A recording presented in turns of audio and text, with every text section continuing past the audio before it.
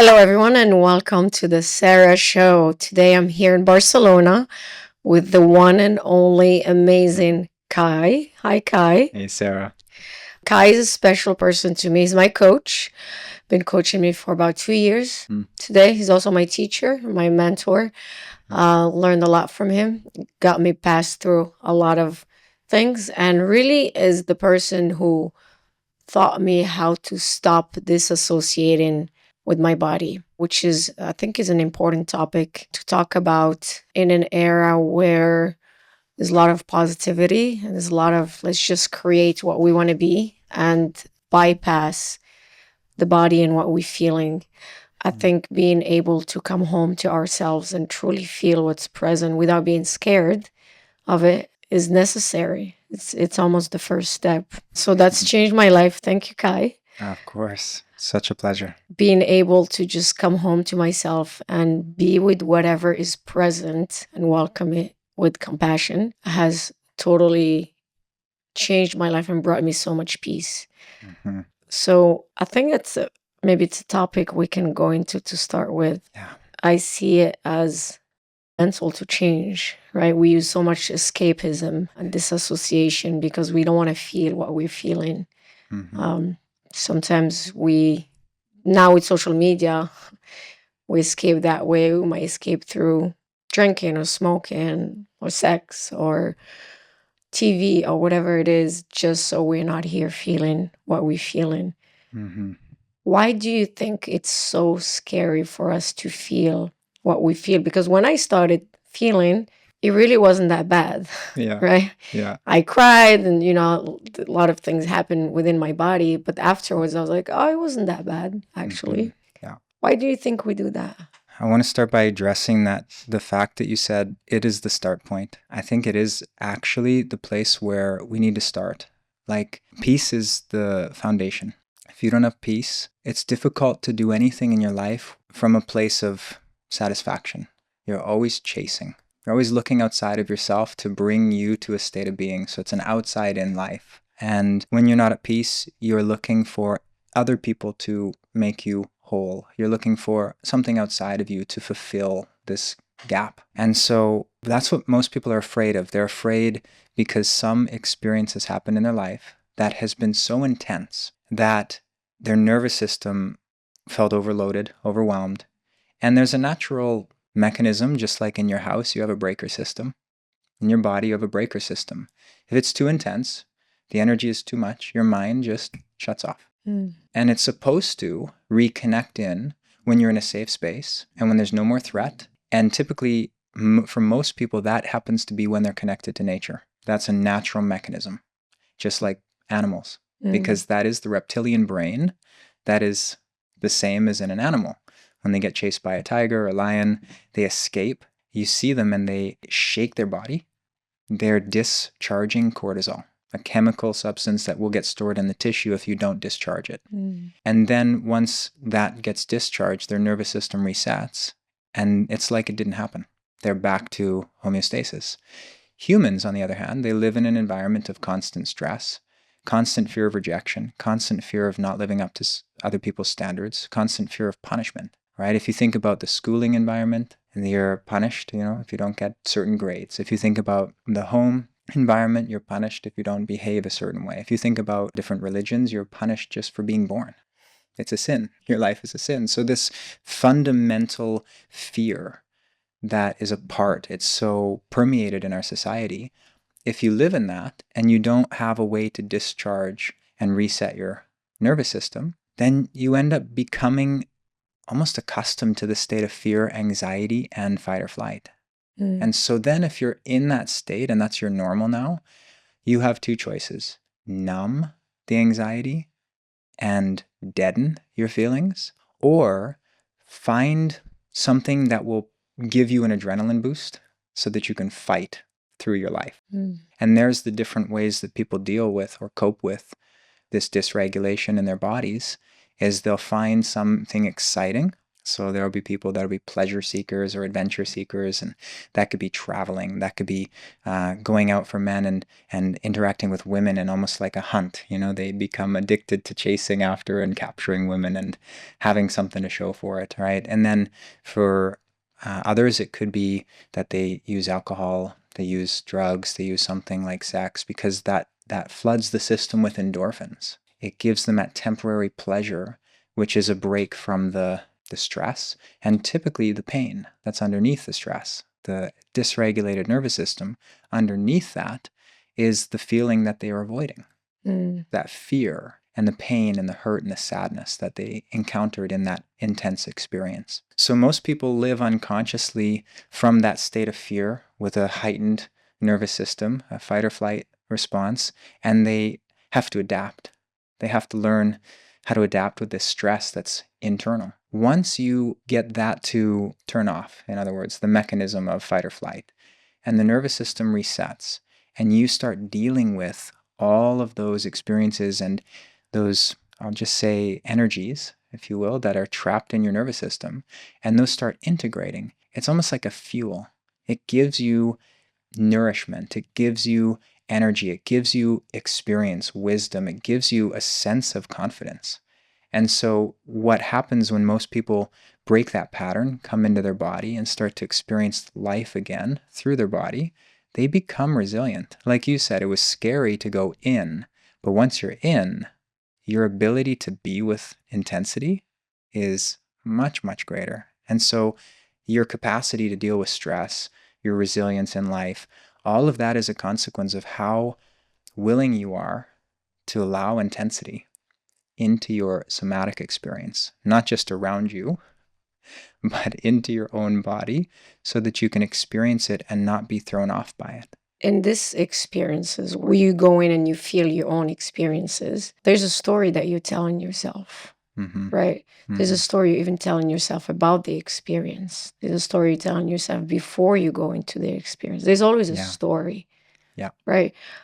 How do you separate the story from just a feeling or an experience or just a being? You know what I'm trying to say? I do. There is a dimension of awareness that is able to experience life as it is, objectively. There's a dimension of awareness that's able to experience life as it is, subjectively. You hear this all the time in different circles, especially the personal development. You don't see the world as it is. You see the world as you are. In yoga, this is not true. This is true, but the whole system of yoga, the whole process of yoga is to enhance your perception so you see life as it is. Because only when you see life and the nature of life do you know what to do with it. Think about Sir Isaac Newton sitting under a tree one day, gets hit in the head with an apple. All of a sudden he has this realization. There's some invisible force that's acting on this object. He's not the first person to get hit in the head with an apple or whatever falls down from a tree, but he was the first person to perceive something invisible that is as it is. That's life as it is. He discovered a principle. It wasn't necessarily how he saw things, but of course there's distortion. So there's all the assumptions he's going to make up about that. But over time, he starts to realize this is how life is. So the greatest discoveries in our lives have been someone realizing just simply life is like this. Without adding a story or meaning to it. It's just this is what's happening at its purest form. Yes. I'm not adding anything from me. Exactly. Yeah.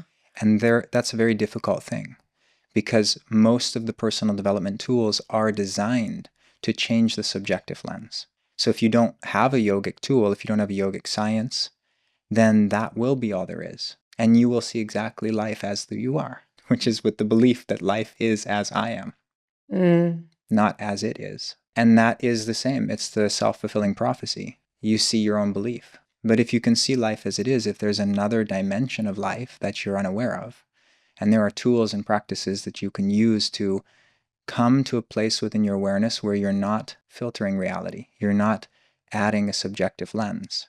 You get moments. I have just literally snapshot moments, maybe 2 or 3 in my life, that changed everything about me. And they were just because I stopped seeing life as I was and I saw something about life. Just one thing, one little glimpse, one little truth. Can you share one of those things? I can share one instance, and I don't even know how much it affected me, but I was in an ashram in India, Sadhguru's ashram. I was volunteering for a program known as Linga Seva, which is that he has consecrated something called the Dhyana Linga. It's a 9-foot statue that is a sphere where the energies make you meditative. If you go in there, you will just become still. Your mind will calm down to almost nothing, and you'll just be there. And I was volunteering, so we would get up at 3:30, and I would go in and sit inside for an hour or so. Then I would do my 3 hours of practice, and then I'd go volunteer for the whole day. And we'd be done around 11. And I did this for 9 days. So you're sleeping 4.5 hours, but you're full of energy. You're full of life. One day in particular, I remember going in there and I was sitting down for a meditation at 4:30. I looked at my time because we had to be out by 7:30, or we had to be done our practice by 7:30. I looked down at 4:30, I closed my eyes. It felt like 2 seconds, I opened them and it was 7:30. I was gone for 3 hours. Where were you? I was inside of the inner sanctum of the Dhyana Linga. But where were you? As in, not physically.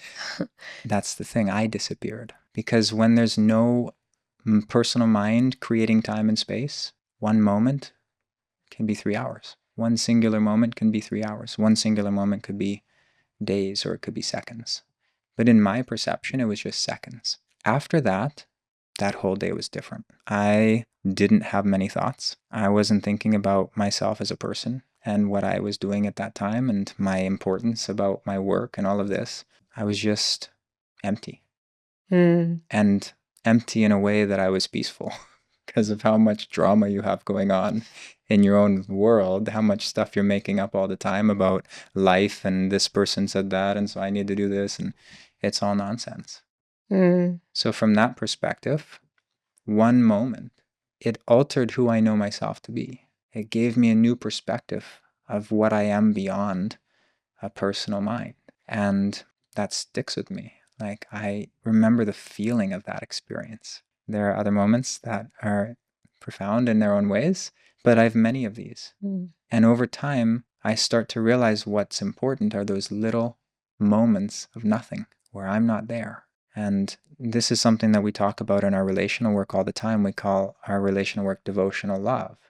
Well, devotion means to be devoid of oneself. What is that? That's that moment where there's no person. You're just there. Can you be there all the time? That's the goal. I mean, the goal is enlightenment. The aspiration is to transcend the mind. That is what the word Buddha means. It means someone who's transcended their intellect. And so that personal mind that you have going on, there are moments where I don't have that. And someone who's a Buddha never has that. So they don't have to deal with the personal chatter and the personal perspective. And you can see that they're just perceiving what's in front of them. It's when you think you figured it out, you found something and it works, but it doesn't work again. Absolutely. And for me, I used to have that mindset of like, I spent so much time trying to figure this out and I found the solution and now it's not working. What do you mean, Yeah. But I realized it was just that, right? How I related to that, the mindset I had around it. So seeing it as a momentary solution or what worked then doesn't mean it's going to work again. So just changing my mindset around that. Yeah. Opened the doors. It made me flexible, right? And flowy and open to, maybe actually I find something better. Why am I stuck on that solution that worked for that one time? Let's see what else is there. Yeah. That was an aha moment for me. Because you realize how fixed you are. Like, we want to be able to do things automatic. The whole subconscious mind, which runs 95% of the show every day, 95% of your activity is operated by the subconscious mind in any given day. And there's a reason for that. Like, if it didn't, do you know how much attention you'd have to put just on walking? Like, how long did it take you to figure out walking? 2 years, 3 years to get good at it? Right. You could run. That's a considerable amount of time just, when you don't have a lot else going on. You're figuring out just how to work the muscles in all of the different body to stabilize. So that's all unconscious. We did it. We didn't know how to do it. We figured it out. It becomes an unconscious program. But that means you go to sleep. At some point, there are things that go out of your conscious awareness and you completely blind to them. you're asleep to them. And when those things are operating and life evolves around you and requires a different pattern or system to deal with it, then this thing doesn't work anymore. And you get frustrated. And you go, what? Why? It doesn't work anymore. It should work. No, life evolved. It requires a different system to engage with it and to relate with it, or a new kind of relationship to be established, a new dynamic. And so we have to learn to enjoy that. We have to learn to get accustomed to how life is. It is constantly changing. I did a post the other day on the death and the rebirth cycles of a relationship. I said most couples will go through this. If you're in a long-term relationship, you'll go through this anywhere from 3 to 7 to 15 times in your life. There's that 7-year mark that everyone talks about. It definitely is the case. Cycles complete around the 7-year mark. And if you understand what a cycle completion is and how to go into it and how to make use of it, it is one of the most opportunistic times for anyone. What if your practice being empty all the time, meaning like getting out of your own way and just allowing life to flow through and show you different things every day, right? Instead, I feel it inside of me when I'm in that place of I need to figure it out, or I need to understand it, or I need to do it myself, like I'm the one who needs to do it. Yeah. Then I feel it's an energy of not forceful, but it's not flowy. I guess the best way I can describe it. Yeah. I'm busy. It feels busy inside of me. That's you the work word. hard. Right. You're hardworking. Exactly. Yeah. It's busy inside of me, and I'm not really enjoying life. Yeah. If I just get out of the way, then something shows up. So my question is, what if you're practicing that getting out of the way constantly and it becomes a way of living? Do you still go through the cycle? You still go through the cycle, but you go through it in a very different way than someone who's not in tune with it. Like everything is a cycle. Life is cyclical. You're either in tune with the cycle or you're out of tune with the cycle. It's like surfing. You're either on top of the wave or you're at the bottom of the ocean. It's the same wave, but where's your position in it? Are you riding it? Are you on top of things? Or are you getting crushed by it? Did it pass you? Exactly. Or did you miss it? Right. Did you miss the wave altogether? Yeah. You're sleeping. It's really like this. Like there are waves of energy. There are opportunities that come. And you may be so focused on what you're doing that you miss life giving you a gift. You're too busy. Oftentimes the best ideas don't come from my thinking about something. They come when I'm not trying to do anything. Because I'm open to intervention. I'm open to something greater than me, my higher intelligence or source, whatever you want to consider, that universal intelligence that intervenes in our lives. You know, why we're in Barcelona right now. Gabriela had just given birth maybe 6-8 months earlier. Maybe it was almost a year, to our son, Ira. And that was a difficult time. We were in COVID and had a baby. Didn't know what the world was like. Didn't know if there was a serious risk or not to our health and him. And it was a tense time. Also, nobody could visit us. We were in Bali, isolated. And so there was a tense moment in our lives. And we went to this place just on one of the coasts, the east coast of Bali, has this retreat center. And Gabriela had migraine headaches. She doesn't normally get migraines, but she was getting migraine headaches for some days and maybe even prior to that. And so she said, can you do a session on me? And one of my previous lives, which is for me this life, but 6 years ago, I was doing a lot of healing work, body talk, and I had the skills to be able to help her. So I did a session for her. And all this energy that was stuck in her head at one point released with a really big emotional release. And she cried and she let go of all of the energy that was inside. And then she looked at me and said, Kai, I think I need to leave Bali. And that was just after we had a son. And we were just like, kind of just unsettled already. And I was like, huh?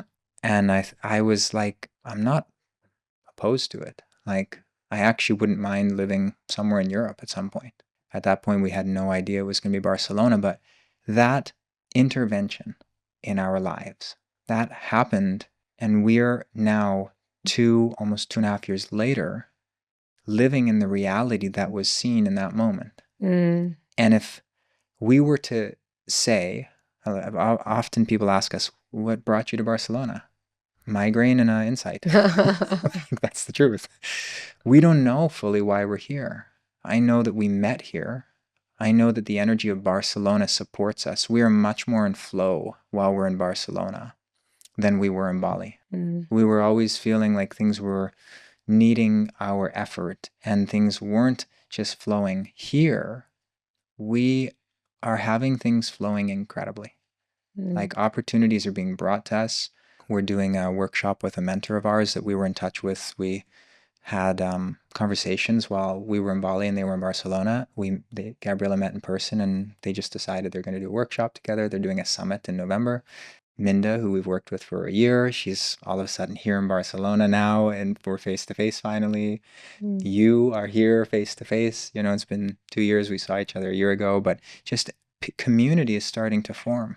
And it's just happening. In Bali, we were trying to make it happen. We wanted it to happen. It wouldn't happen. Do you think so? There's a school of thought of I can make it happen anywhere. It's all in my power. I'm powerful and I can, it's within me and it's up to me to do anything I want anywhere, right? So there's that kind of like school of thought. Was the God complex school of thought? Just kidding. Maybe. The God complex? Yeah, the school of thought of God complex. No, well, I get it. I get what you mean. Well, I want to like, and then there is, you go places and then there's kind of like an energy sync with your own energy and things are flowing easier. Yeah. So I was going to ask, which one is it? And then the next thought that I had was, there isn't one way that works all the time, right? Going back to it's what the moment needs. It's not one solution that works. So maybe that works sometimes and the other one works sometimes. It's both. Because if it's about my life, nothing will happen unless I am allowing it to occur. Like so many people are preventing life from happening to them. This goes back to the foundation of the first thing that we talked about. I'm afraid of life. I'm afraid to feel, which is basically I'm afraid to live.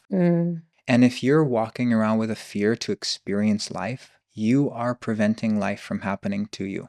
If you're walking around with a fear to experience life, to feel life, you know, if you have that fear of feeling, right? If you're living in dissociation and escapism, you're afraid to live is the reality. There's a part of you that's afraid to experience what life is, because even if you had traumatic experiences, that's life. And so a part of us is afraid to have a traumatic experience, which is a part of life. And so a part of us is preventing us from experiencing life.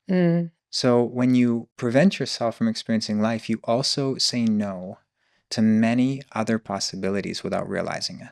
And most people are forcing life because they're preventing themselves from living. And life wants to give them what they need. Life would love to give them abundance, love, appreciation, you know, everything that they want. But there's a part of us that goes, no, because that hurts. It becomes also like a control thing, right? It's like, is control protection mechanism, or is it natural? Are we born with it? Or, you know, you call it the God complex. I see it exaggerated sometimes, right? Like I create everything. No, like something was created and you happen to be a part of it. You have power. You have the power of what has created everything. You can tap into that. But in reality, it's not you. So that personalization of source can be dangerous. It can be a double-edged sword. That's where you start to have illusions of grandeur. You start to have kind of spiritual bypassing. You start to have these types of things happen because what should be the credit that should be given to an invisible force, I'm taking as my own. The invisible force that created you to begin with. I'm not breathing my body right now. And I'm not even keeping myself alive. Like, let's just get down to basics. I'm not even keeping myself alive. I can't take credit for being alive. That basic fundamental truth, like that's just a reality for all of us. Anyone listening to this will know I'm not the one that's keeping myself breathing. How can I take credit for other things if I can't even keep myself alive?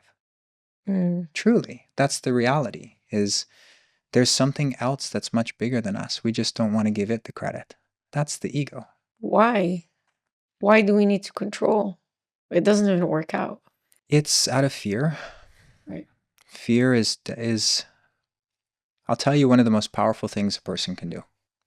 They can express their fears. So the minute you express it, it doesn't have power. So if you're in a relationship and you're feeling anxious, instead of projecting onto the person, hey, something you're doing, I don't like what you're doing, say, I'm scared. I'm so scared of getting hurt right now. Call out the experience. Express it. Doesn't have power anymore. Before I did the work on myself and everything, I would say I wouldn't even know that was what was happening, right? Exactly. Like when you're projecting, yeah, and you're not in touch with the feeling, I think most people as well wouldn't even know that, hey, it's because I'm scared. Yeah. That's why I'm projecting on this person, or I'm creating them as this, I don't want to say monster, but as a person who's coming after me, or someone who's not what I want them to be, or who I want them to be, or what I think is right. Or so you can create a lot of stories around that. But the mind gets so busy, it's hard to see it's actually coming from a place of fear. Yes, and this is one thing that I think is important for people, especially in a mindset coaching based practice, to understand how the body actually works. So you have two pathways of perception in the brain. You have a perception that happens in the mind, which is filtered through the hippocampus. And so information comes in from the outside world, passes through the hippocampus, goes to 197 different centers. Then an image is constructed. 80% of that image is memory. 20% is what's there. Mm-hmm. So your memory filters 80% of the information coming in, constructs an image based on, like we say, how you are. Mm. But 20% of the information is new. In part of the brain, there's something called the reticular activating system. That is designed to spot patterns. And so it will delete and omit new information to save time. So if we're operating from that part of our awareness, we're not taking in new information, and we are coming from assumptions. We are essentially in a fixed mindset, perceiving life as we are, not as it is. If that's happening, then we are also potentially experiencing past traumas filtering our reality. Mm. So another pathway is from the vagus nerve up to the brain. And the vagus nerve actually takes information in from the environment. So this is why when you go into a dark alley and your hair stands up, you don't know why your hair is standing up. Your body and the field of information that your navel receives, because your navel is one of the first lines of communication from you to another. That's how you and your mother communicate. Mm. It's the meeting point. It is also something that you, if you understand how to use it, the Manipuraka chakra, you can feel things of energy in the environment and know things about the environment that are not logical. You pick up things from another sense, another place of awareness. So when you pick up information that mirrors something that happened in your childhood that was traumatic, your nervous system automatically puts you into fight or flight. And then it filters your reality so it looks like the person in front of you is the cause of you experiencing this fight or flight experience. Mm. So there's a lot of projecting that happens just because the body goes into fight or flight. That is important to understand, that if people are in fight or flight, they can't perceive clearly. So trying to get them to imagine a new possibility when they're caught in that reticular activating system filtering 80% of their reality is very difficult. You have to reset their nervous system first. Mm-hmm. You have to clear out the information that is unprocessed first. Then you have space to create a new program and a new pattern. There's only so much hard drive space in a brain. And when you have so many apps running, you have to shut down the apps and reinstall new ones. The first thing you have to do is clear hard drive space. Mm. So that's old, unprocessed experiences, which people call trauma. But trauma is an interesting thing too, because the way that the nervous system is built is it requires trauma for growth. Now, I want to distinguish trauma in different categories, because trauma on the body, you do that every time you go to the gym. You literally traumatize your body on purpose. Otherwise, it doesn't grow. The other kind of trauma that most people are thinking about is when they've gone into a situation and they've been severely hurt and shocked by the life situations. So it's a traumatic event. Emotionally, mentally, that person's become traumatized, and also physically. All of the information that's present in that experience, if that is taken by the body, the mind, and the emotional centers, and it's processed, that will make that person stronger. And that's what they call post-traumatic growth. If that information is lodged in the nervous system, it will disorient the way that the mind and the body and the emotional centers connect, causing post-traumatic stress disorder. So that person will be dysregulated by that event, whereas if they go through it, it will actually make them stronger. And so by going through the difficult moments in your life, by feeling, by facing it, you have now taken a necessary experience that you will need later on in your life. You'll need the wisdom from what happened to you when you were young to be able to deal with the difficulty that you'll be given when you're old. And if you process it, you'll have it. You'll have the information you need, and your life will be easier. If you don't, you'll continue replaying that experience, and you'll keep reliving that experience, and you'll stay stuck in a loop. So trauma is it gets a bad rap, and I think people misunderstand what it is. We'll call it experiences. They are experiences. It's Right. fuel. I call it spiritual vegetables. Because you don't like eating your vegetables, but you got to eat it, and it gives you the nutrients you need. That's true. That's a good point. That's one way to look at it. Yeah. Your difficult situations are your spiritual vegetables. Yeah. It's hard for people when you're in it, right? When you're in it, when you're going through that difficult time, it's really hard to say it that way. I've been through stuff, and I totally get that it was useful to me. You know, and I even look back and I'm grateful. But I can tell you that when I was in it, there's nothing in the world that would have made me grateful for it. Of course. But with practice, and as you know, I've been practicing the last few years, because again, you know, how you relate to it, right? Yes. And that deep surrender into this is what's happening, not because I'm a bad person, not because I deserve this, not because I did something wrong, not because that self-blame and self-judgment. And, you know, there's a lot of, you did that to yourself. It's your responsibility. You made that mistake. You better learn from it, you know, that harsh way of dealing with things. I grew up with that, you know, and that was my narrative when bad things happened. And then I realized there was a layer on top of everything I had to deal with, and I couldn't access any of those things that I had to deal with because I was stuck in the layer of blame and judgment. So form of punishment. Yeah. Too, right? Like, yeah. Because the first reaction I used to get, you know, if something happens was, what did you do for that to happen to you? Right. I don't know where I was going with it. I will say that in my experience with people, working with people in a very deep inner world, I have seen that choice is not possible when there's blame. If you have any ounce of blame, you can't choose something different. You can't choose a different experience.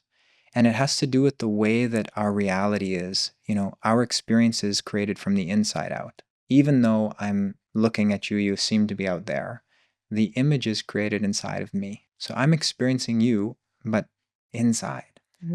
And that's how reality is all the time. The mind, however, has the ability to create, through the imagination, other possibilities. And one of the possibilities is that something out there is causing my experience in here. So when we're in that experience, we call it outside in. I believe the outside is the cause of the inside. That's one possibility. That's the projection, the blame. You can hear in someone's language when they're experiencing that reality. The way they talk about their partner. Oh, they did this to me, and this is why why we're in this position, and there's the blame. That's why they're stuck, because there's nothing that person can do because they have placed the responsibility on what they're experiencing outside of them. So they're actually giving away their choice. That's what blame does. Mhm. You give away the power to choose. How about when you blame yourself? You also disempower yourself, Right. because it's not a place of choice. It's still almost like externalizing. Then there's a mid dimension, which is half. Half of it's outside in, half of it's inside out. It's like some of it's me, some of it's you. And that's a half. And when you're in that, there's a need for protection. That's where the protection comes in. So the language of that will be, no, you can't do this to me. I won't allow you to treat me like that. That's the protection language. And that's an attempt to prevent something outside from hurting something inside. The deepest dimension of communication and realization or awareness is inside out, which is I'm experiencing everything here. And how I communicate that would be, if I'm trying to prevent someone from hurting me, I'll just say, hey, I'm really scared of you hurting me. That's the reality. That's my experience, the deepest. And if I do that, I'm not combative. I'm not fighting with someone. I'm just expressing my reality. So there's no needing them to get it. There's no forcing them to hear me. There's no need for control. There's just, I'm expressing what's here for me. And oftentimes when you don't have a dog in the fight, my feeling good is dependent on you hearing me, which is a codependency. When there's not that present, often people get it. Often people can hear what you have to say when there's no force of protection or there's no projection. And so these 3 dimensions are important to understand where you're living from, because when you're in the inside, you have power. And so all of my processes involve taking people from that outside in reality through the mixed reality into the inside reality. Because if someone has gone through an experience in their life, and I had some really traumatic surgical procedures with a doctor, and part of me was resentful towards that doctor. How could he do that? He ruined my life. He did this, he did that, because it was so traumatic. I can't change that. What happened? I can't change what happened, and I can't even begin to process my feelings if I am blaming him. So the work that I had to do is see that based on what happened, I became resentful. Like, situation happens, can't change that. But how I decide to be is in my hands. And I decided, or I didn't decide, but I was stuck in resentment. And I realized if something that bad happened, then why would I continue to want to be in resentment? Like, I already suffered enough. So I'm suffering even more by staying in resentment. So I realized that, and I understood that identity that was created in that moment had become so familiar that I thought it was me. And when I started to realize that there's a chance that that's not me, and that was a temporary experience, that I felt so much resentment in that time of my life, and I did feel powerless, but that doesn't have to define me now. Then I started to feel the resentment, started to process the resentment, and after that, I actually appreciated the event. I had an epiphany around resentment not too long ago. I realized resentment for me was not accepting or admitting the person caused pain or hurt me. Right? Not even allowing the fact that happened. Yes.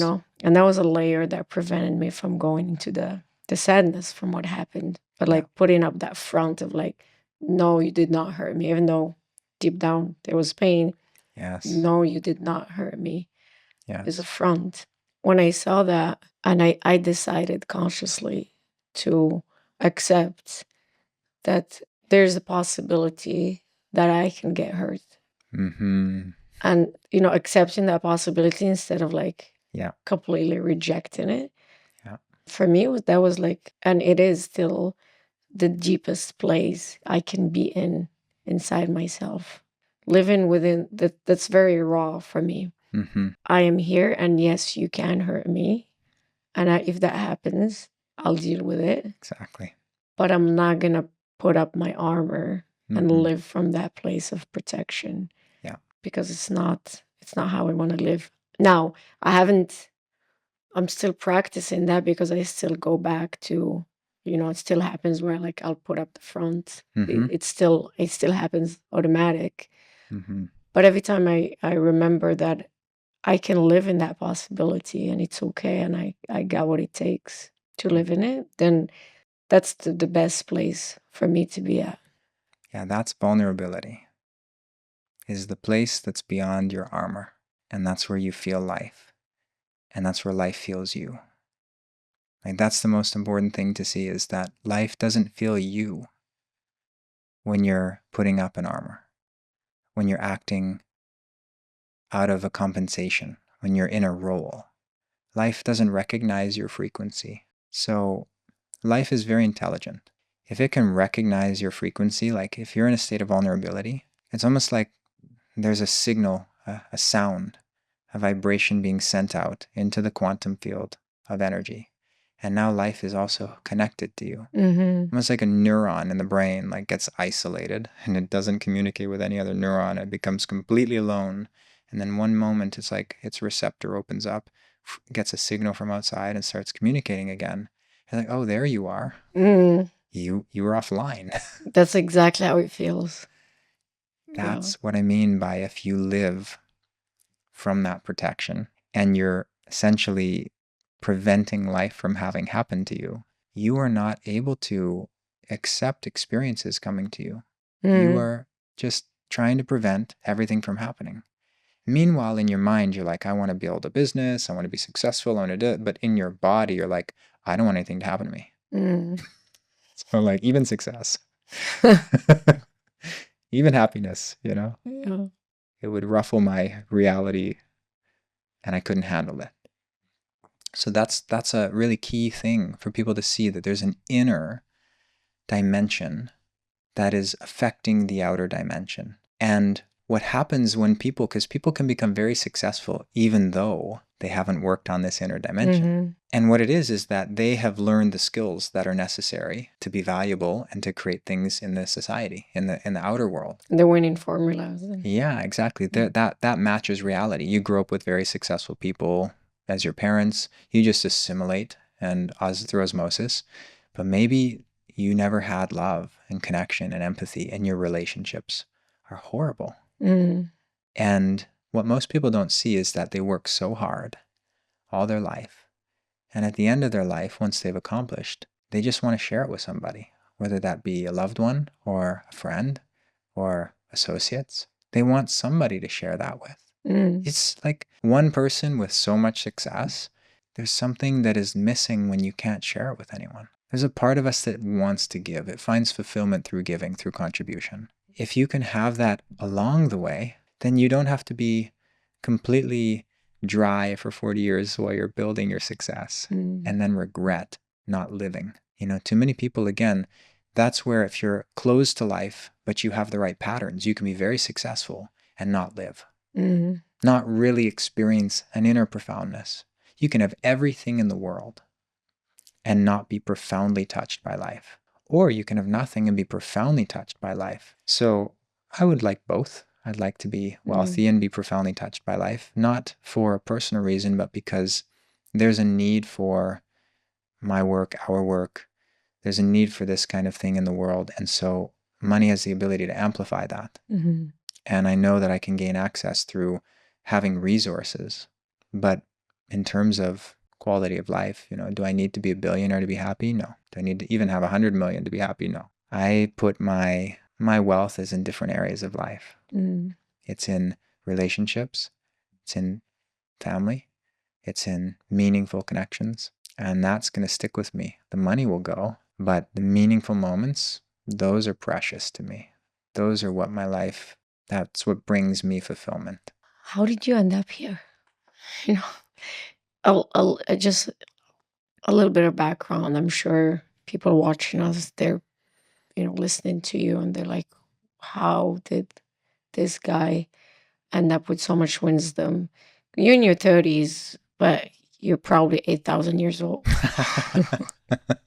How did I get here? I was talking about this the other day. I don't know if it was with you or with some other people, but there are moments in our lives that give us access to another dimension altogether. Most people their life changes when they have a glimpse of death. So a mother almost dying during childbirth, a near-death experience, an accident, someone that you deeply love, that you are in love with dying, and the reality of death is present. For me, I almost died when I was 2.5. I had those experiences with the surgeries that at one point I was close to dying. And I didn't realize it. I didn't even notice. Like, it didn't register that I could have died, actually. If, like, my dad had to rush me to the hospital one time. And if we had waited even 8 or 10 hours more, I could have potentially died. So when I think about that, the intensity that I experienced and almost being challenged at that age, that changed how I perceived life. I was always looking for what was underneath the surface because I felt so impacted by that, and I knew there was something that needed to be worked out, but my attention was all there. your life, you All of my felt life, that. I felt this deeply impacted me. As a teenager as well, as a As a child. teenager, I started to notice it, the effect of it, when I had my first breakup and I started writing songs and music to express the pain. And then I realized there's too much pain here to be about this person. Like, what is this? It's too much sadness and sorrow. And yeah, it can't be just about this person, right? no, it was like, this is just too intense to be about that person. So what I noticed over time, it took me 10 years to realize this, was that when I was really young and I went through those difficult experiences, my dad had been taking me into these procedures, and on some level, I couldn't discern that he wasn't involved. You know, your dad's taking you in for really painful procedures. Like, it went on for 6 months. I had 2 surgeries and I had like 6 or 7 procedures in between, which were very painful. And so my dad is there with me, but there's a part of me going, is he involved with this? Like, not knowing, you know? He's Like, taking me to all of these things and it's painful. Like, he's causing the pain. Right. He's Right. involved with that. And of course he wasn't. He was literally saving my life. Like, he was helping me get the help that I needed. But there was a part of me that didn't trust someone else, anyone else, to take care of me. So that put a chip on my shoulder. That made me very ferocious in my own independence and my own capabilities. The other aspect of that is when a boy gets hurt and dad's not there to protect them, mom is there to comfort them. That's just how life is. Feminine is there to comfort after things don't go well. The masculine can't protect. The feminine is there to, nurse you back and love you.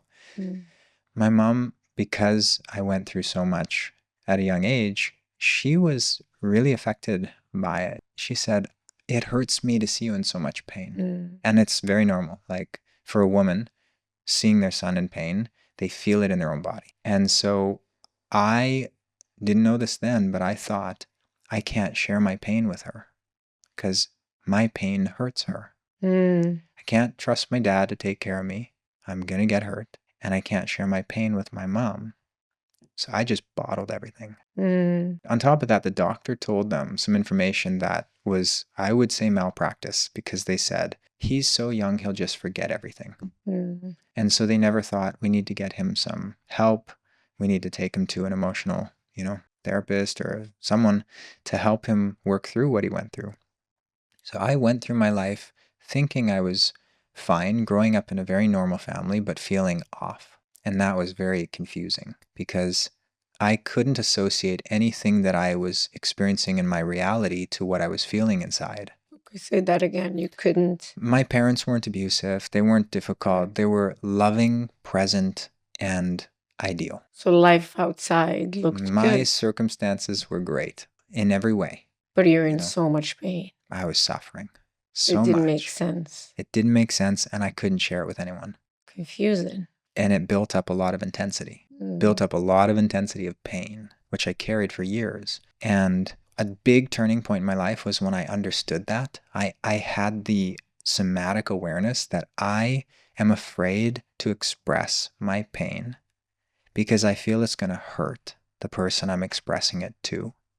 And if I express it to them, they'll reject me. Because my mom, she didn't reject me in my pain. It hurt her. It was just how it was. It was innocent. It's not that she meant to do that. But the whole interpretation that I had meant that I couldn't express my pain to her, and I couldn't trust my dad to protect me and keep me safe. So I was living in a very deep state of fear and anxiety and just high performing. I was very... Wait, where's the rejection coming from? Like if I... So my mom would say, oh, it just hurts me to see you like hurt. And oh, I can't take it. It hurts, for me to see you hurt. So that to me was like, if I express the pain, she's going to get hurt and she's not going to want to be around me. That was how it translated. That was the rejection piece of it. That was the rejection. My hurt and my pain are not being welcomed or being allowed, or... I can't express this because if I do, she's hurt or she just doesn't want to be around me. Not that she was like this. She is very empathetic, but that just is how I internalized it. And when I understood how to overcome that, see, because when you have this suppression pattern, you become destructive. When that pain is there and you can't express it to anyone, you just want to like tear down the reality and get away. You want to escape because that's the only place you can find comfort is in your safe space. So if things get difficult, you just want to escape. You know that you can't share it, or you believe you can't share it with the people. And I would just withdraw, I would withdraw, or I'd get angry, and it would be my pain that I couldn't express coming through as anger. When I understood what it was, I was able, because anger is a protection. Anger is like my way of creating distance from the pain. I can't share this with you. You're going to reject me. I can't share this with you. I'm going to hurt you. So stay away. And you get angry. And then you feel isolated and alone. Same feelings. So I learned to not buy into the anger and the need for distance and to just feel the pain. And I somehow went through a moment where I got over the belief that I couldn't share it. And I started to share it. That's why when you said, I don't even know sometimes what I'm feeling under there, I didn't either. I didn't for 30 some years. When I did, it was life-changing because that was what I was afraid of. In relationships, I was afraid that my inability to share my pain or express or to be connected in that place was going to damage my relationships. I was afraid of that happening. And so it was something that kept me from going in deeper to a relationship. And when I discovered that, I started to express more. And I started to realize how I can turn this seemingly destructive pattern into a constructive one. Because every time I would share my pain, my partner would be empathetic. And it would be a different result than I thought in my mind it would be. And I started to understand and repattern that process. And my partner helped me do that. We have a saying, we say, some healing you can do on your own, some healing you have to do with another person. Because most of our trauma was caused with other people involved. It's not just us going out and getting chased by lions. That's not our reality. Most of it is my parents didn't love me. I needed more connection. I didn't have that. It's more of an absence of connection that causes trauma for people than something actually happening. So because of that, that's called relational trauma. When someone else is involved, it often requires someone else to hold space. So, this is, I think everybody needs that community. We don't realize how much we need community in the West, especially United States. If you look at even the way the housing is situated, I pay attention everywhere I go. I see the design and what it'll do. So I look at America and I think, if you guys each have your neighborhoods, but you have to get in your car and drive 15 minutes to the nearest grocery store, and 10, 15, 30 minutes to your school, your kid's school, and 20 minutes to your work, like you're in a car 3-4 hours a day, at least isolated in your own car. Typically you're in a house that you put a lot of time and energy and attention into so that you want to spend time there, but in reality it's isolated from other people. You're in your box. If you go to Europe, the buildings are designed in a way that within 5 minutes of walking, there is a supermarket, and there are parks set up within 5-10 minutes where people gather.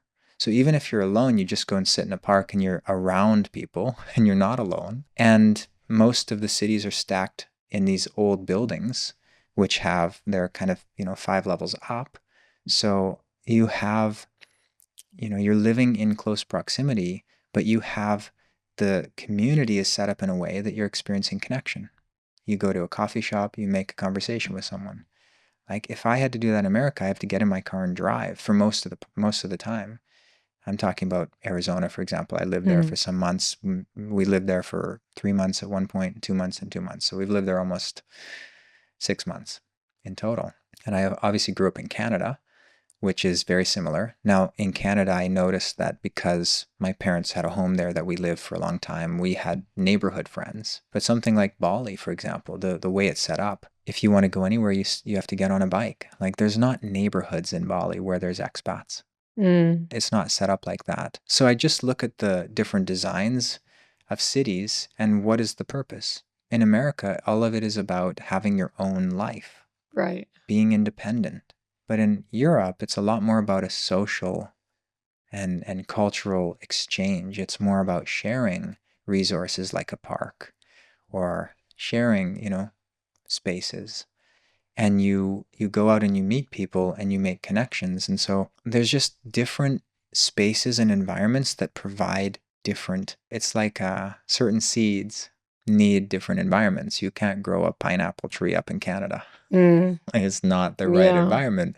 So you have to find out what kind of seed you are.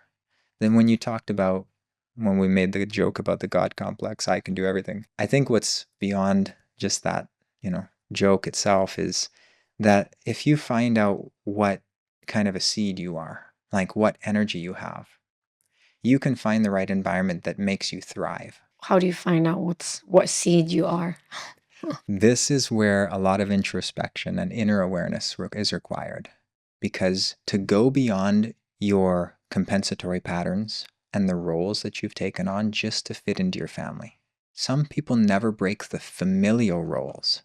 They're still playing the same family roles into their 50s, 60s, and 70s. Meaning, in the family role, you were the problem solver, right? That's where you got value. Maybe that was not a role that is really authentic to you. You begrudgingly did it, but you got attention for it. So you think going through life, this is what the winning strategy really is. You think going through life requires me to be the problem solver, but I begrudgingly do it. I'm obligated to do that. I don't really enjoy it. I get value throughout my life in my business or in my relationships by being a problem solver. I'm stuck to that role. I don't realize my gift is actually just being a space for community to happen. I don't have to do anything for that. It just happens naturally. Right. It's because it's my energy.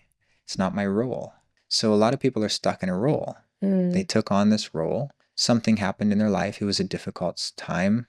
Parent left. A younger daughter had to step up and be the mother figure. Or whatever it is, right? The father's absent and the youngest or the oldest boy is now the man. And he's not a kid. He doesn't get to experience life as a kid. Right. He takes the role of the father. There are all sorts of difficult circumstances that require children to step up into adult roles too early. They don't really get to be kids. And you know what they have later in their life? They have a part of them that is unexpressed. They have an aspect of them that still longs to be a child. And they probably attract partners that they parent as well. Or that they can take care of like they did their brothers, but they're caught in this role and they've fallen asleep to it. They resent it too. And they don't like it. They're obligated. Right. So it's not enjoyable.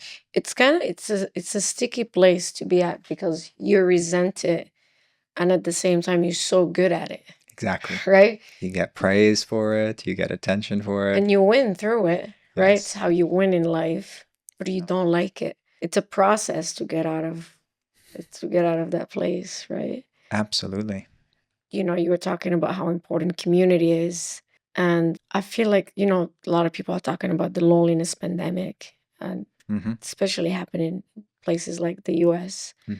The setup, the independence, the gotta have your own place, gotta do your own thing, and you see most people are achieving those things.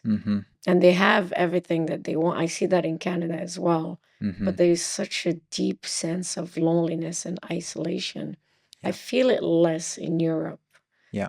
And I definitely don't really feel it in a place like Morocco, where it's quite the opposite because everyone is on top of each other. There's a lot of immense, Yes. Everyone is in everyone's business. Yeah. So that's quite the opposite. Yeah. You know. Yeah. Where do you see us building community moving forward? Us as like a human species, or Yes, because I feel like we're going into a direction where that's becoming really essential for us to learn how to build and accept and be part of a community. Yeah. You know, and you were talking a lot about how I couldn't express my pain, so I didn't want to be part of a community, right? Because I don't want to be seen. Yeah. Right? I can't be seen. I was talking earlier about like I had to accept the possibility that I can be hurt. Yeah. Be seen that way. That way I can join a community. Yeah. So there are those layers that are there in the way, but I feel like those layers have been there for a long time for people, but they still were in community. It was almost like that's the way it is. Yeah. So I guess what I'm asking is, as it becomes so essential, and it's really our only way out, it's to be in community. Do you see any solutions for, we were talking about the US, how do we bring it back? This is like maybe a 10-year plan, because if it creates, you need a fundamental shift in consciousness first. This is such a deep unconscious thing that people are seeking independence because they're running from pain.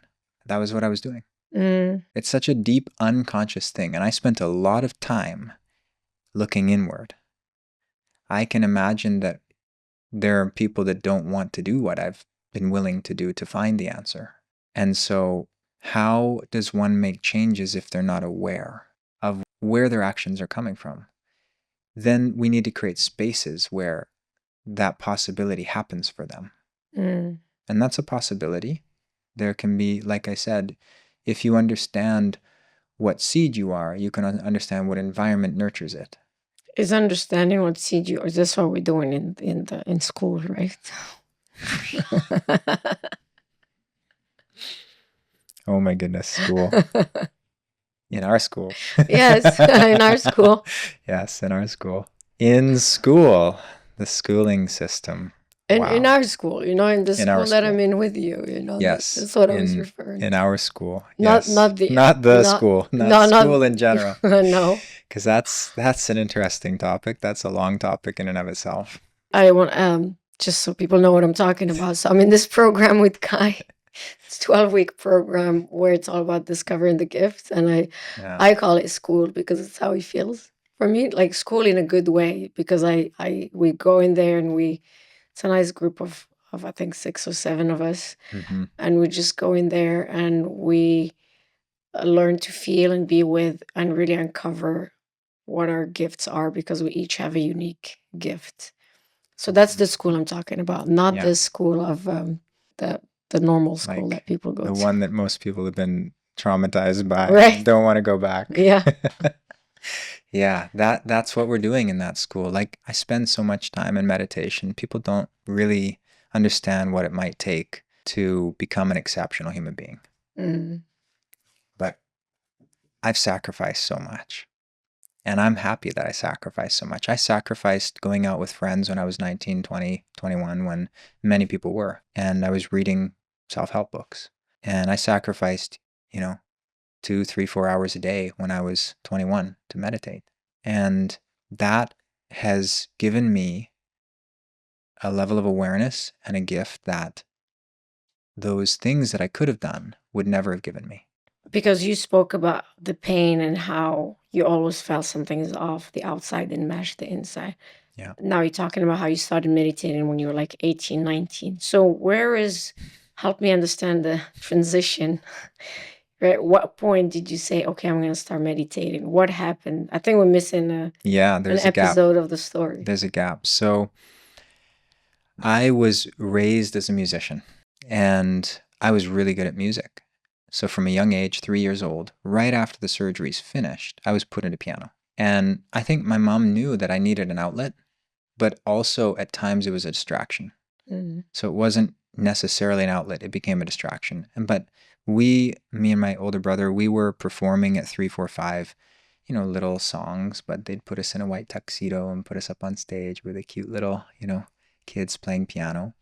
But very quickly we became skilled. And we had a gift. We had a talent, for sure. And so by 14, I was the provincial champion. So that was won the provincial competitions. And if I had gone down that path, just that path of piano, could have easily ended up a concert pianist. Like my teacher was performing the symphony, and I was definitely at that, level that at 17, 18, if I wanted to, I could have gone in that direction. But it wasn't my dream. I knew it wasn't. I knew from inside it wasn't my dream. It was my mom's dream. I think it was my parents' dream to have a musician because they put so much time and effort into that to help us cultivate that gift, but it wasn't my dream. And so I told you about the breakup that led to me writing some songs. So I started recording music at 19, 20 and producing music at 19, 20. And I produced a couple songs, and I felt, you know what? I don't want to do piano, but maybe want to be a musician. So by 19, I was in massage therapy school. I decided to go into massage therapy school right after high school. And after 1 year, I thought, I'm bored. It's just not thrilling to me. This is all in Canada. This is all in Canada. And it was a 2-year school, and I decided I'm going to take a couple years off from music. So I just did music. And at one point, I got a grant from a radio station for $10,000 to do an album. So I think it was just before that happened, I decided I wanted to go to BC to be a sound engineer. And I had a scholarship there, and I was about to go. A week before I was supposed to leave, I had this, again, intervention. It was just a simple question. Do you want to produce other people's music, or do you want to make your own? Simple question. Didn't come from me. It was like a voice inside of me just asked me this question. I thought about it, and I went, I don't want to produce other people's music. That's what I'm signing up for here. So I had the awareness, like, I kind of want to be a performer. I don't want to be a producer. So this may not be the right fit. And that moment, I decided to call the massage school that I had taken 2 years off from and see if I could continue, which is something they never did. But they looked, and I was in good standings, and they said, yeah, you can come back next year, but you're going to have to catch up, because I was rusty. I didn't remember everything. But I went back, finished my massage therapy, and it was in that year when I was in massage therapy finishing that I applied for the grant and got it. So I was 21, professional massage therapist, working just 4 or 5 hours a day and doing, good business. And I had time for music. So I was doing this album, and this was at 2012, December of 2012, where they had all this talk about, this big shift in consciousness happening in the planet, 2012. So by now you are already in the spiritual world. I was still just doing music. Okay. This is the beginning. 2012 for me was that almost, it was 12 years ago. It's actually the finishing of a 12-year cycle for me. And I'm about to start doing music again, which is interesting. I did 12 years of almost like a monk life. And now I'm doing some more music. But at 2012, end of 2012, December, I finished my album. I got 1,000 copies that I was going to go start selling. I looked at the cover and I thought to myself, who is that? I don't recognize who that is. I had like a dissociation from that identity. I had almost like a midlife crisis at 20, where I realized everything that I've been told I am and who I am is not me. That really shocked me, because I was about to go on tour. I just got funded for an album. I even had a record deal that I turned down, but I could have had a record deal out in Toronto that was kind of in some collaboration with Akon at the time and some big artists, but I could have gone in that direction that I wanted, or I thought I wanted, but something stopped me from doing it. Then when that happened, I realized that's not who I am. So I went into deep meditation. I was all about music and sound. I went into silence for 12 years. I maintained, deep practices. In 2014, I found Sadhguru and I started doing his yogic practices. Was it just a calling, I want to try meditation, or was it someone that, how did you even know, or was it someone in your family that you grew up with? How did you even know about meditation? The minute that I was no longer attached to the false identity, I started seeking. I had to know what was beyond me. That was a spiritual awakening. And I think people go through this and they just know there's something more to life than what I can see. And I need to find it. Otherwise, I will not be fulfilled. It's this longing and striving and aching. And I think I always had that because of that event in my life. I needed to know something beyond, something more inner. Why am I feeling like this? Why is my experience different? Why doesn't it match what's going on in my environment? I had to understand how that was working. Mm. And it honestly, it didn't really even click until maybe earlier this year. Really this year, things clicked. At the end of that 12-year, the 12-year cycle is coming of 12 years of meditation. And now I'm starting to really see my whole life, how it all came together, and truly resolve. I'm not healing myself anymore. I used to work on myself and try and heal myself. Now I'm just going through the experiences that life gave me. Openly feeling experiences. Feeling. I don't need to focus on healing. I just live. Something will come up that's unresolved and I'll deal with it. Right. So I just live my life and I can enjoy different things and I'm interested in different things. Before I was just, that was the only thing I could focus on doing. You were It was all healing the encompassing. past. Yeah, healing and becoming, almost enlightening and just awakening. But really, when I stopped running from my pain, it just started happening on its own. Mm. And this is one thing that I saw through the thousands of sessions with people and the people that got results versus the ones that didn't. And me, I'm my own first case study, is that I went all over the place looking for someone that could help. And I knew that I could do a lot of the work on myself. But what I noticed was I put myself into situations. The difference between people that see results and people that don't see results. Right. Yeah. In the thousands of sessions that I did, the people that I started to notice got results or didn't get results were ones that were willing to be helped. And I looked all over for different healers, but I didn't realize that a part of me didn't want to share my pain. So at the end of the day, you go to this person and you're like, I need to release something here. Can you help me? They're like, sure, do this to you. Do you want to release it? Nope. Do you want to let it go? Nope. Want to let it go? Nope. And I was doing that. I was holding on to my pain. I didn't have the ability to access the mechanism that was preventing me from expressing the pain. So now healing for me is just expressing the pain. Which was related to that thing you spoke about earlier, which you can't see me this way because you're going to reject me. Yeah, and I'm going to hurt you. That was the biggest thing. My pain was so painful. I suffered so much. What happened? I thought if I put that on someone else, they are going to suffer. And I can't do that. So I'm going to just suffer with it alone. And I don't know if that was a punishment. Towards you? Towards me. Actually, when I had a spontaneous healing event in January of 2023, and I realized I was at war with myself. I was feeling all of this tumultuous energy and anxiety coming up one day. And I was on a call with someone. I had to even ask, I just said, I have to end the call early because I'm not feeling good. And I could feel myself fighting what was coming up. There was a part of me that was at war with what wanted to come up. So I went and I laid down in the bed in the fetal position. And I was just like going in and I was almost shaking. And then Gabriella opened the door. She'd just arrived home and she looked at me and she said, "Are you okay?" I said, "No."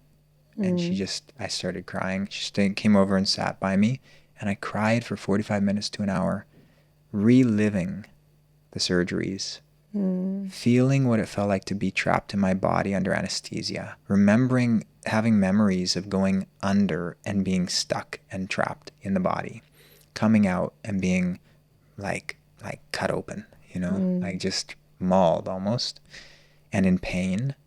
And one of the things that stood out to me there was I went into this like high-pitched voice. I was like reenacting the experience somehow. And I went into this like high-pitched voice, which was like, it's like, "What did I do wrong?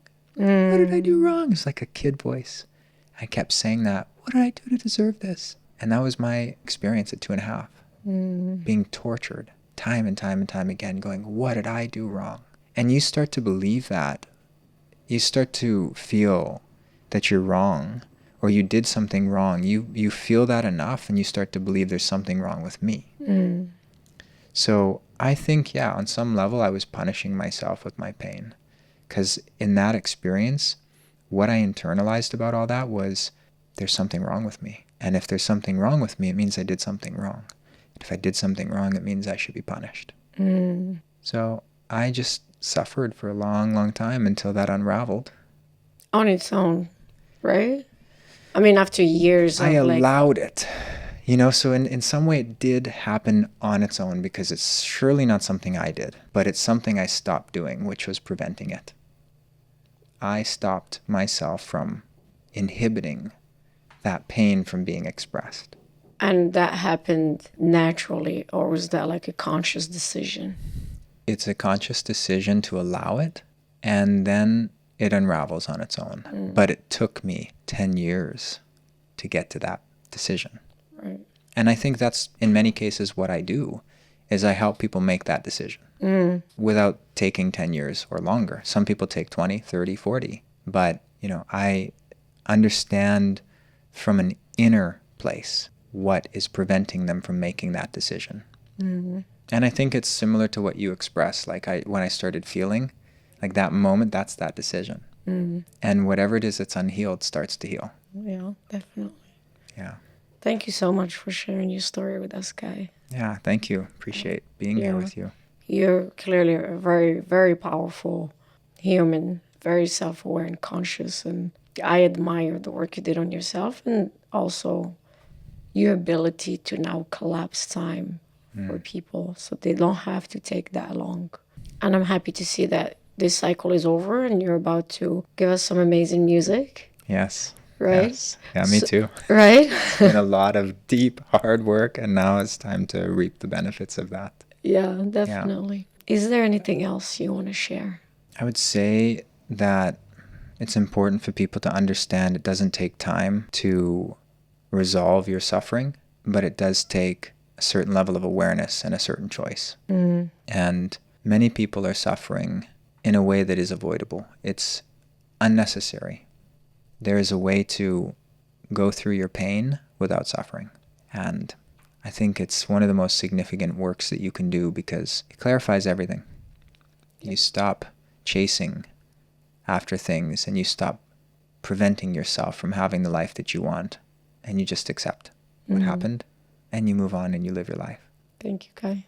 Yeah, thanks, Sarah. If you want to find Kai or talk to him or hire him or have a conversation with him, or with Gabriela. Kai and Gabriela have an amazing program for couples, right? The website is devotionallove.com. Yes, it's down right now. We're rebuilding. But if you want to get in touch with us, you can find us on Facebook or send us an email at support@devotionallove.com. And our website should be back up in maybe a month or two. We're rebuilding. Okay, great. It's a rebuilding phase. It's a new cycle. Yes. In Barcelona, on Instagram. What's your handle? At Devotional Love Project. Okay. And your personal one is? The Coach of Now. The Coach of Now. And he surely is the Coach of Now. Thank you so much, Kai. I really appreciate you being here. My pleasure. Thank you. Thank you, everyone. And I'll see you next episode. Let's take a moment to reflect on the power of purpose. Sefamar, a leader in assembling vehicles in Morocco, builds more than machines. They create the essential vehicles that move us forward, connecting people, building cities, and enabling progress. Just as their trucks and buses carry people and materials, bring into life a vision of growth and development, we too are vehicles, carriers of ideas, dreams, and deeper truths. At the Sarra Show, we embrace what it means to be human and to serve a purpose beyond ourselves. When we surrender to that purpose, we unlock our true potential. Sefamar's vehicles connect communities. We, in turn, connect hearts and minds. Thank you for joining us in this shared journey of creation and connection. Together, we are all vehicles for something greater.